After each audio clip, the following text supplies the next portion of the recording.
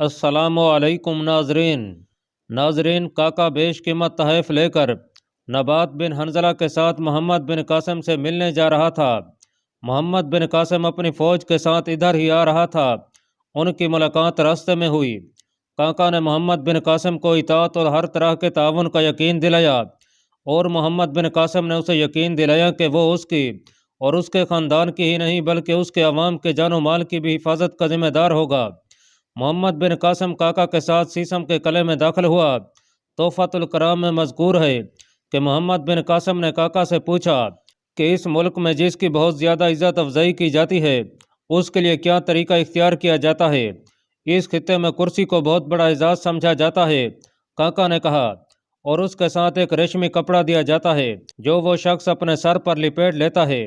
محمد بن قاسم نے باقاعدہ ایک تقریب میں کاکا کو اپنے برابر ایک کرسی پر بٹھایا اور بیش قیمت ریشمی کپڑا لے کر اس کے سر پر لپیٹ دیا۔ وہاں کے لوگوں پر اس تقریب کا اتنا اچھا اثر پڑا کہ وہ دلی طور پر مسلمانوں کو پسند کرنے لگے۔ یہاں مورخوں میں اختلاف پایا جاتا ہے۔ دو نے لکھا ہے کہ کاکا وجے رائے کو قلعے میں چھوڑ کر محمد بن قاسم سے ملنے کے لیے چلا گیا تھا، اور نبات بن حنظلہ اسے راستے میں ملا تھا جو اسے محمد بن قاسم کے پاس لے گیا، اور اس نے اطاعت قبول کر لی تھی۔ اور محمد بن قاسم جب سیسم گیا تو شہر کے دروازے بند تھے اور وجے رائے مقابلے کے لیے تیار تھا۔ 2 دن لڑائی ہوتی رہی، آخر وجے رائے مارا گیا اور قلعہ فتح ہو گیا۔ ایک اور روایت بہت حد تک قابل یقین معلوم ہوتی ہے کہ کاکا نے محمد بن قاسم کی اطاعت بغیر لڑے قبول کر لی تھی، لیکن ارد گرد کے علاقے میں جو علاقہ بودھیا کہلاتا تھا بغاوت بھڑک اٹھی تھی۔ اس بغاوت کے پیچھے وجے رائے کا ہاتھ تھا۔ یہ علاقہ کاکا کے زیر نگی تھا۔ اس نے اپنے آدمیوں کو بھیج کر باغیوں کو سمجھانے کی کوشش کی، لیکن باغی تعداد میں بھی اور تقریبی سرگرمیوں میں بھی بڑھتے گئے۔ کاکا نے آخر محمد بن قاسم سے کہا کہ وہ باغیوں کی سرکوبی کا جو طریقہ بہتر سمجھتا ہے وہ طریقہ اختیار کرے۔ محمد بن قاسم نے اپنے ایک نائب سالار عبد الملک بن قیس کو فوج کی کچھ نفری دے کر حکم دیا کہ وہ باغیوں کی بستیوں پر حملے کرے، قتل کرے، آگ لگائے، اور جو کارروائی بہتر سمجھے کرے۔ باغی گروہ فوج کی بیرونی چوکیوں پر حملے کرتے اور لوگوں کے گھروں کو لوٹتے تھے۔ عبد الملک بن قیس نے باغیوں کے ٹھکانوں پر حملے شروع کیے۔ بعض مقامات پر باقاعدہ لڑائیاں لڑی گئیں، اور ایسی ہی ایک لڑائی میں جب باغی اپنی بہت سی لاشیں چھوڑ کر بھاگے تو ان کے جو آدمی قیدی بنے تھے انہوں نے بتایا کہ ان لاشوں میں وجے رائے اور اس کے 2-3 سرداروں کی لاشیں بھی ہوں گی۔ لاشوں میں دیکھا گیا وجے رائے کی لاش مل گئی۔ اس کے مرنے سے اور عبد الملک بن قیس کی زبردست اور تباہ کن کارروائیوں سے باغی دب گئے۔ باغیوں کے ٹھکانوں سے بڑا قیمتی مال غنیمت ہاتھ لگا۔ اس میں چاندی اور سونے کی افراد تھی، کپڑا اور اناج تو بے حساب تھا۔ قیدیوں سے پتہ چلا کہ یہ وجے رائے کا بندوبست تھا جو اس نے تھوڑے سے عرصے میں کر لیا تھا۔ وہ باغیوں کی تعداد بڑھاتا چلا جا رہا تھا۔ اگر محمد بن قاسم بروقت سرکوبی کی مہم شروع نہ کرتا تو وہ باغیوں کے نرغے میں آ جاتا۔ مختلف قبائل کے جو سردار باغی ہو گئے تھے وہ محمد بن قاسم کے پاس عام معافی کی درخواست لے کر آ گئے۔ انہیں اس شرط پر معاف کر دیا گیا کہ وہ 1000 درہم سالانہ خراج ادا کیا کریں گے۔ انہوں نے یہ شرط قبول کر لی۔ محمد بن قاسم نے مال غنیمت میں سے بیت المال کا حصہ بصرہ روانہ کر دیا اور حجاج کو سیسم کی فتح اور باغیوں کی سرکوبی کی تفصیلات لکھیں۔ سیسم کے لیے محمد بن قاسم نے 2 حاکم مقرر کیے، ایک کا نام عبد الملک بن قیس اور دوسرے کا نام حمید بن ودا نجدی تھا۔ دونوں آل جرود سے تعلق رکھتے تھے۔ محمد بن قاسم اگلی پیش قدمی کی تیاری کر رہا تھا کہ حجاج بن یوسف کا خط آ گیا جس میں اس علاقے بودھیا کی فتح کی خوشی کا اظہار کیا گیا تھا۔ حجاج نے اس خط میں یہ حکم بھیجا تھا کہ اب آگے بڑھنے کا ارادہ ملتوی کر دو اور نیرون واپس چلے آؤ، فوج کو آرام دو، نفری اور ساز و سامان کی کمی کو پورا کرو، اور راجہ دہر کے مقابلے کے لیے نکلو، اسے میدان میں للکارو، اسے ایسی شکست دو کہ تمہارے قدموں میں آ گرے، پھر اٹھنے کے قابل نہ رہے۔ تم جب اس راجہ کو تباہ کر لوگے تو تم پر ہندوستان کے دروازے کھل جائیں گے، تمہارے مقابلے میں کوئی نہ ٹھہر سکے گا۔ نماز اور دعا کو نہ بھولنا، تم نے عبادت، تلاوت قرآن اور دعا کے کرشمے دیکھ لیے ہیں، اللہ تعالیٰ تمہارے ساتھ ہے۔ یہ خط ملتے ہی محمد بن قاسم سیسم کا بندوبست اپنے حاکموں کے سپرد کر کے نیرون کو روانہ ہو گیا۔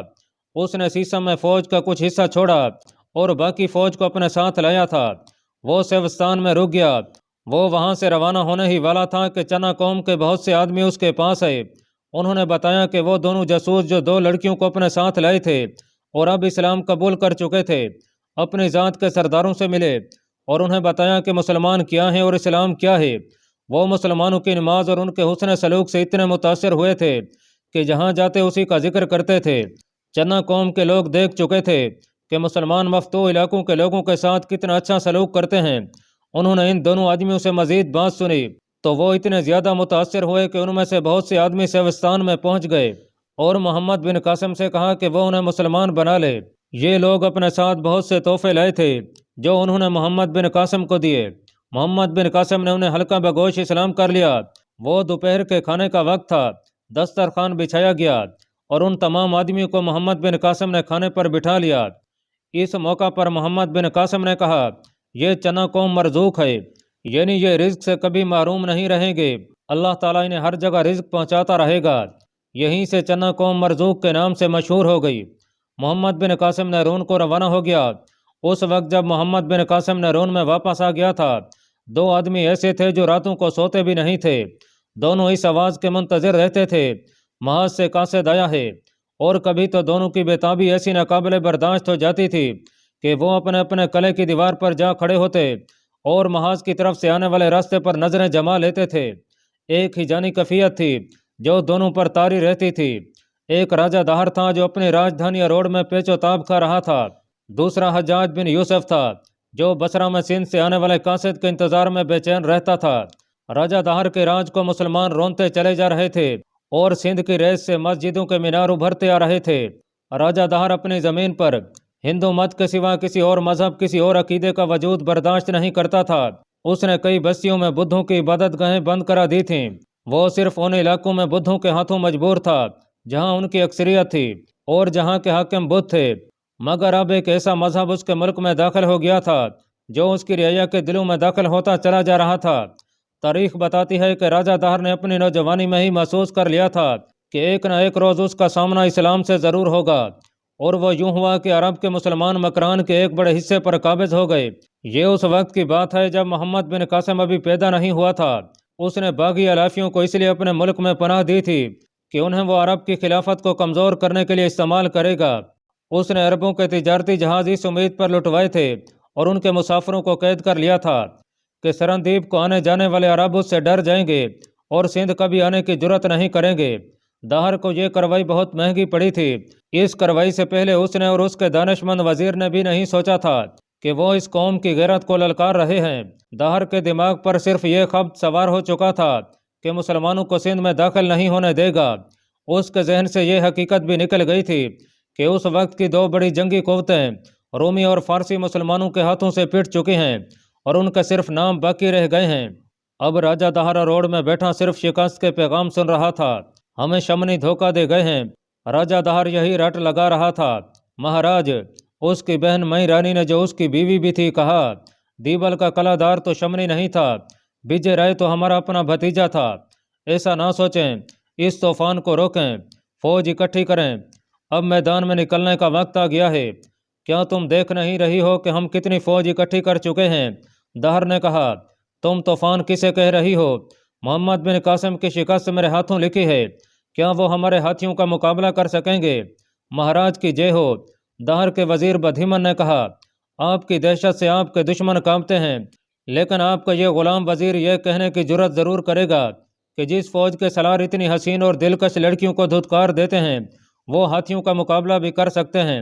मुसलमान शराब भी नहीं पीते, लेकिन मैं उन्हें अरोड़ तक नहीं पहुंचने दूंगा। राजा दाहर ने कहा, अभी वो हमारे राजकुमार जयसीना के मुकाबले में नहीं आए। मैं अरब की इस फौज को ख़त्म करके बुद्धों को गद्दारी की सज़ा दूंगा। सिंध में एक भी बुद्ध जिंदा नहीं रहेगा। वो बोलते बोलते चुप हो गया। कुछ देर सोचकर बोला, क्या मुझे ये बताने वाला कोई भी नहीं कि अरबी फौज अब किस तरफ पेशकदमी करेगी? ये राज लेना बहुत मुश्किल है। बधीमन ने कहा, सीसम से मोहम्मद बिन कासिम अपनी फौज नैरून ले गया है। हमारा ख्याल था कि वो आगे आएगा, लेकिन वो नैरून वापस चला गया है। राज औरत ले सकती है, मई रानी ने कहा, या फिर शराब है जो पत्थर के अंदर छुपा हुआ राज भी निकाल सकती है।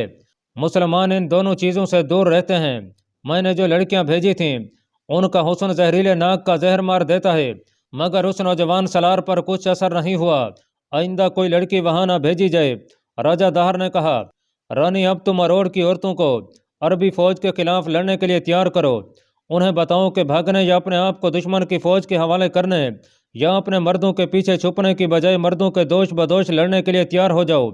उन्हें बताओ कि दुश्मन किस किस्म का है, और अगर तुम बुज़दिल बनी रही तो तुम मुसलमान के बच्चे जनोगी। उनके खून को गरमाओ रानी। उन्हें कहो कि जब तक सांस चलती रहे लड़ना है। उनकी गैरत को भड़काओ। मैं औरतों की एक फौज तैयार कर सकती हूँ महाराज, मई रानी ने कहा। और तुम बधीमन, राजा दाहर ने अपने वजीर से कहा, बीट को अक्ल वाला आदमी भेजो जो दसाइयों को बताए कि मुसलमानों ने नैरून के बाद सेवस्तान और सीसम के कले भी ले लिए हैं, और वहाँ के और उनके इर्द गिर्द के इलाकों के लोग जो हमारी रियाया थे अब अरब के मुसलमानों की रियाया बन गए हैं। उसे कहो कि अपने लोगों को फौज में भर्ती करो और मुसलमानों की फौज पर अकब से हमले करने के लिए तैयार रहो। तुम खुद जानते हो कि क्या कहना है, और तुम ये भी जानते हो कि दसाइयो हमारा वफादार हाकिम और दोस्त है, वो पीठ नहीं दिखाएगा। बीट रन कच्छ का एक बड़ा किला था। उस जमाने में रन कच्छ को शाह कहलाता था। ये तमाम इलाका नशेबी था, इसलिए इसे वादी कहते हैं। इस इलाके का हाकिम राजा दसाइयो था। उसे राजा दाहर ने ही हाकिम बनाया था, लेकिन वह खुद मुख्तार था और राजा दाहर का एक बाजू बना हुआ था। उसके दो बेटे थे, एक का नाम रासेल और दूसरे का नाम मोको था। वो रासेल का छोटा भाई था और जवान था। दोनों भाई तेग जन शाह सवार और मैदान जंग में दुश्मन के छक्के छुड़ा देने की एहलियत और जुर्रत रखते थे। मोको अपने बड़े भाई रासेल से मुख्तलिफ फितरत का आदमी था। वो अपनी रियाया से मोहब्बत करता था। उसकी यह आदत उसके बाप और भाई को पसंद नहीं थी। वो मोको के दिमाग में ये बात डालने की कोशिश करते रहते थे कि रियाया राजा और हाकिम के गुलाम और मोहताज होते हैं, और यह कि रियाया को रोटी देने की बजाय उसके आगे रोटी फेंकनी चाहिए। मोको को ये बातें अच्छी नहीं लगती थीं। मोको की शादी की बातें होने लगीं। उसकी होने वाली दुल्हन हाकिमों के खानदान से थी, लेकिन मोको ने शादी का वादा किसी और से कर रखा था। वो लड़की उसकी रियाया में से थी और वह फौज के मामूली से ओहदेदार की बेटी थी। मोको से वो मिलती मिलाती रहती थी। मोको ने अपने बाप को बताया कि वो उस लड़की के साथ शादी करेगा, तो बाप परेशान हो गया। उसने मोको को प्यार से समझाया, फिर धमकियां दी कि उसे राज की जानशीनी से महरूम कर दिया जाएगा। मुझे उस लड़की के साथ जंगल में और झोंपड़े में रहना पड़ा तो रहूंगा। मोको ने बाप से कहा, मुझे राज से नहीं उस लड़की से मोहब्बत है। दसाइयों ने लड़की के बाप से कहा कि वो अपनी बेटी को राजकुमार से मिलने से रोके, वरना उसे फौज की ओहदेदारी से महरूम कर दिया जाएगा। लड़की के बाप ने जब लड़की को बताया कि राजा ने उसे क्या हुक्म दिया है, तो लड़की ने बाप से कहा कि मोको उसकी खातिर राज की जानशीनी छोड़ रहा है, तो वो उससे मिलने से कभी बाज नहीं आएगी। मोको उसे जब बुलाएगा और जहां बुलाएगा वो पहुंचेगी। बाप को इतना गुस्सा आया कि उसने उसी वक्त बेटी का गला दबाकर उसे मार डाला और दसाइयों के दरबार में जा पहुंचा। महाराज ने हुक्म दिया था कि मैं अपनी बेटी को राजकुमार मोको से मिलने से रोकूं। उसने ऐलान किया, मैं हुक्म बजा लाया हूं महाराज। अपनी बेटी का गला घोंट कर महाराज की लाज रख ली है। शाबाश, दसाइयों ने कहा। बोल, अपनी बेटी के खून की क्या कीमत चाहता है? वो अभी सोच ही रहा था कि क्या कीमत या इनाम मांगे कि अचानक मोको दरबार में दाखिल हुआ। उसके हाथ में बर्छी थी। उसकी तरफ लड़की के बाप की पीठ थी। इधर देख, मोको ने ललकार कर कहा, मैं तुझे तेरी बेटी के खून की कीमत देता हूँ। लड़की के बाप ने पीछे मुड़कर देखा। मोको ने पूरी ताकत से उसे बर्छी मारी। बर्छी की अन्नी उसके दिल में उतर गई। मोको ने बर्छी खींची। उसका शिकार गिर पड़ा। दूसरा वार करने की जरूरत नहीं थी। कोई दरबारी मोको को पकड़ने के लिए आगे ना गया, क्योंकि वो दसाइयों का बेटा था। इसे पकड़ लो, दसाइयों ने हुक्म दिया। इसे काल कोठड़ी में बंद कर दो। मोको ने तलवार निकाली। अब उसके पास दो हथियार थे। उसने दरबारियों पर एक उचड़ती हुई निगाह दौड़ाई। आगे आओ, उसने सबको ललकारा। हिम्मत करो। उसका बड़ा भाई रासेल खाली हाथ उसकी तरफ आया। चले जाओ मोको, रासेल ने उसे कहा, यहाँ से चले जाओ। मोको दरबार से निकल गया। उसने अपने बाप से कह दिया था कि उसे काल कोठड़ी में बंद करने के लिए पकड़ने की कोशिश की गई तो इसका नतीजा बहुत बुरा होगा। मोको लोगों में हर दिल अजीज था। दसाइयों और रासेल को यह खतरा नजर आने लगा था कि मोको के खिलाफ कोई कार्रवाई की गई तो लोग उसके साथ होकर बगावत न कर दें। लड़ने वाले जो जंगजू थे वो भी मोको को बहुत पसंद करते थे। मोको ने अपने बाप और बड़े भाई से कहा कि उसे अलग कर दिया जाए, वरना वो उनके लिए मुसीबत बन जाएगा। दसाइयों और रासेल ने आपस में सलाह मशवरा करके यही बेहतर समझा कि कच्छ इलाका मोको को देकर उसे अलग कर दिया जाए। चुनाचे उसे सोर्थ का इलाका दे दिया गया। یہ علاقہ رن کچھ کا ہی حصہ تھا۔ تاریخوں میں یہ واقعہ تفصیل سے نہیں لکھا گیا کہ موقع کے دل میں محمد بن قاسم کی محبت کس طرح پیدا ہوئی تھی۔ تاریخ معصومی میں کچھ واضح اشارے ملتے ہیں جن سے پتہ چلتا ہے کہ موقع شکار کا شوقین تھا اور شکار کے لیے بہت دور نکل جایا کرتا تھا۔ شکار کے دوران اس کی ملاقات ان عربوں میں سے کسی کے ساتھ ہو گئی تھی جنہیں راجہ دہر نے اپنے ہاں پناہ دے رکھی تھی۔ ان سے اسے مسلمانوں کے رسم و رواج اور اسلامی تعلیمات کا پتہ چلا تھا، کیونکہ وہ خود راجہ اور اس کی رعایا کے فرق کو تسلیم نہیں کرتا تھا۔ اس لیے اسے اسلام کا یہ اصول بہت پسند آیا تھا کہ کوئی انسان دوسرے سے برتر نہیں۔ اس کے بعد اسے پتہ چلا کہ مسلمان جس شہر اور جس علاقے کو فتح کرتے ہیں اس کے لوگوں کو اپنا غلام نہیں بناتے، بلکہ انہیں وہ پورے حقوق دیتے ہیں جو آزاد اور باعزت شہریوں کو ملنے چاہیے۔